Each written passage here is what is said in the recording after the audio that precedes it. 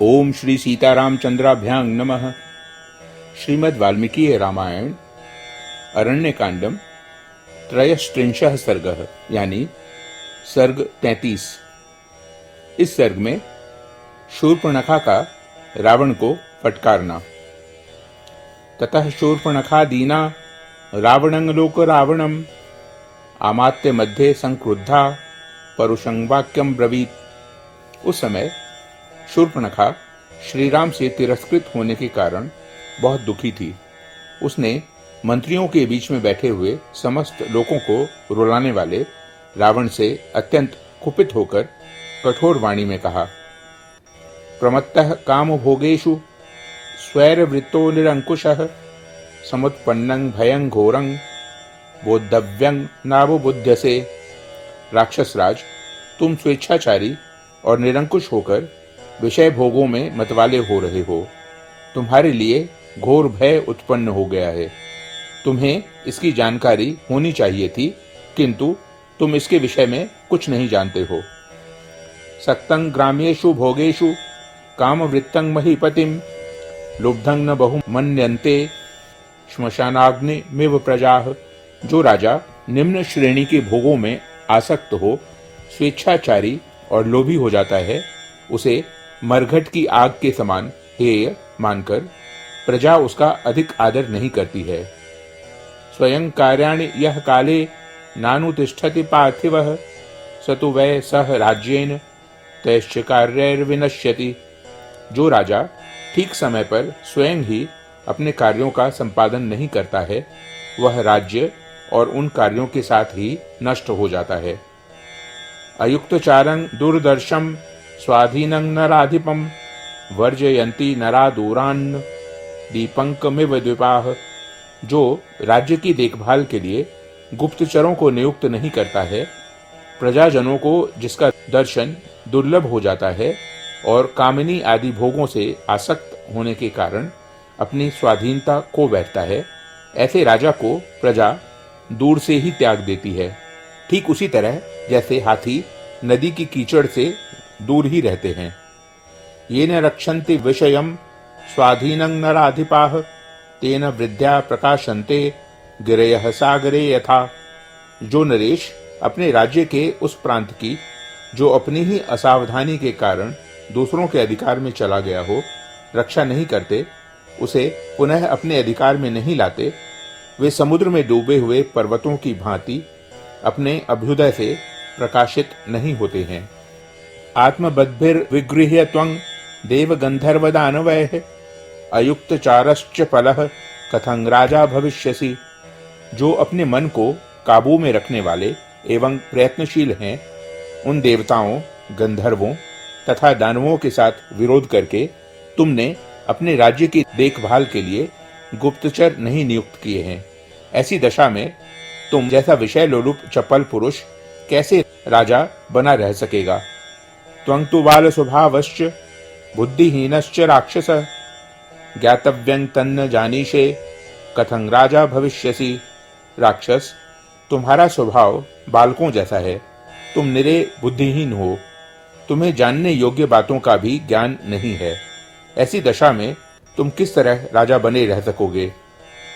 येषां चाराश्च कोशश्च नयश्च जयतांबर अस्वाधीना नरेंद्राणां प्राकृतैस्ते जनैः समाः। विजयी वीरों में श्रेष्ठ निशाचर पते, जिन नरेशों के गुप्तचर, कोश और नीति ये सब अपने अधीन नहीं हैं, वे साधारण लोगों के ही समान हैं। यस्मात् पश्यन्ति दूरस्थान सर्वानर्थान नराधिपाः चारेण तस्मादुच्यन्ते राजानो दीर्घचक्षुषः। गुप्तचरों की सहायता से राजा लोग दूर दूर के सारे कार्यों की देखभाल करते रहते हैं, इसलिए वे दीर्घदर्शी या दूरदर्शी कहलाते हैं। अयुक्तचारं मन्ये त्वां प्राकृतैः सचिवैर्युतः स्वजनं च जनस्थानं निहतं नावबुध्यसे। मैं समझती हूँ तुम गंवार मंत्रियों से घिरे हुए हो, तभी तो तुमने अपने राज्य के भीतर गुप्तचर नहीं तैनात किए हैं। तुम्हारे स्वजन मारे गए और जनस्थान उजाड़ हो गया, फिर भी तुम्हें इसका पता नहीं लगा है।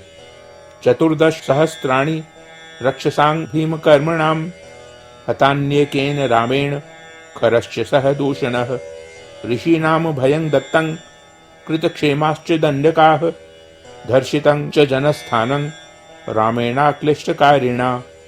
अकेले राम ने जो अनायास ही महान कर्म करने वाले हैं, भीमकर्मा राक्षसों की 14,000 सेना को यमलोक पहुंचा दिया, खर और दूषण के भी प्राण ले लिए, ऋषियों को भी अभयदान कर दिया तथा दंडकारण्य में राक्षसों की ओर से जो विघ्न बाधाएं थी उन सब को दूर करके वहां शांति स्थापित कर दी।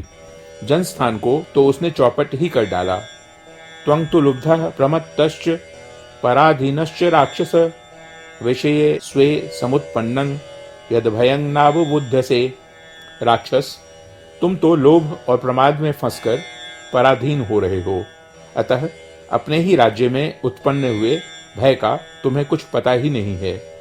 तीक्ष्ण मल्ल प्रदातारं प्रमत्तं गर्वितं शठं व्यसने सर्वभूतानि नाभिधावन्ति पार्थिवम्।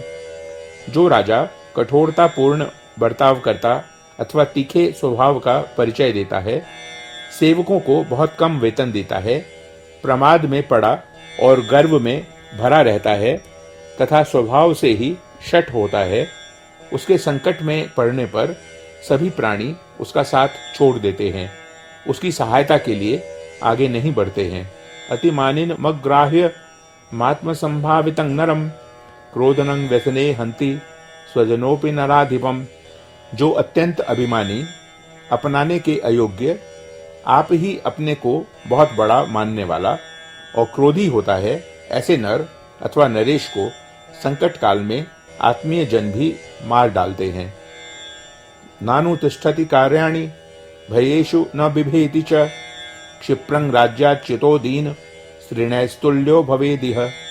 जो राजा अपने कर्तव्य का पालन अथवा करने योग्य कार्यों का संपादन नहीं करता तथा भय के अवसरों पर भयभीत एवं अपनी रक्षा के लिए सावधान नहीं होता, वह शीघ्र ही राज्य से भ्रष्ट एवं दीन होकर इस भूतल पर तिनकों के समान उपेक्षणीय हो जाता है।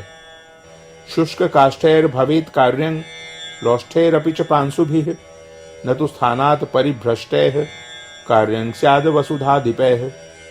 लोगों को सूखे काठों से, मिट्टी के ढेलों तथा धूल से भी कुछ प्रयोजन होता है, किंतु स्थान भ्रष्ट राजाओं से उन्हें कोई प्रयोजन नहीं रहता। उपभुक्तं यथा वासः स्रजो वा मृदिता यथा एवं राज्यात् परिभ्रष्टः समर्थोपि निरर्थकः। जैसे पहना हुआ वस्त्र और मसल डाली गई फूलों की माला दूसरों के उपयोग में आने योग्य नहीं होती, इसी प्रकार राज्य से भ्रष्ट हुआ राजा समर्थ होने पर भी दूसरों के लिए निरर्थक है। अप्रमत्तश्च यो राजा सर्वज्ञो विजितेन्द्रियः कृतज्ञो धर्मशीलश्च स राजा तिष्ठते चिरम। परंतु जो राजा सदा सावधान रहता, राज्य के समस्त कार्यों की जानकारी रखता, इंद्रियों को वश में किए रहता, कृतज्ञ यानी दूसरों के उपकार को मानने वाला तथा स्वभाव से ही धर्म परायण होता है, वह राजा बहुत दिनों तक राज्य करता है। नयनाभ्यां प्रसुप्तो वा जागर्ति नय चक्षुषा व्यक्त क्रोध प्रसादश्च स राजा पूज्यते जनैः। जो स्थूल आंखों से तो सोता है, परंतु नीति की आंखों से सदा जागता रहता है तथा जिसके क्रोध और अनुग्रह का फल प्रत्यक्ष प्रकट होता है, उसी राजा की लोग पूजा करते हैं। त्वं तु रावण दुर्बुद्धिर गुणैरैतैर्विवर्जितः यस्य ते विदितश्चारे रक्षसां सुमहान वधः।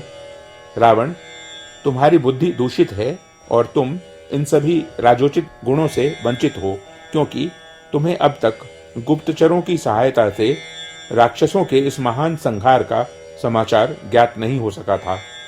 परावमंता विषयेषु संगवान न देश काल प्रविभाग तत्ववित अयुक्त बुद्धिर गुण दोष निश्चये विपन्न राज्यो न चिराद विपत्स्यते। तुम दूसरों का अनादर करने वाले, विषयासक्त और देश काल के विभाग को यथार्थ रूप से न जानने वाले हो।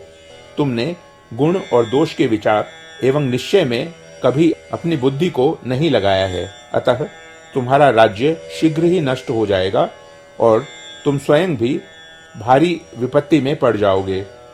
इति स्वदोषान परिकीर्तितांस्तथा समीक्ष बुद्ध्या क्षणदाश्चर्येश्वरः धनेन दर्पेण बलेन चान्वितो विचिंतयामास चिरं स रावणः। शूर्पणखा के द्वारा कहे गए अपने दोषों पर बुद्धिपूर्वक विचार करके धन, अभिमान और बल से संपन्न वह निशाचर रावण बहुत देर तक सोच विचार एवं चिंता में पड़ा रहा। इत्याशे श्रीमद् रामायणे वाल्मीकिये आदिकाव्ये अरण्यकांडे 33 सर्गः। इस प्रकार श्री वाल्मीकि निर्मित आश रामायण आदि काव्य के अरण्यकांड में 33वां सर्ग पूरा हुआ। ओ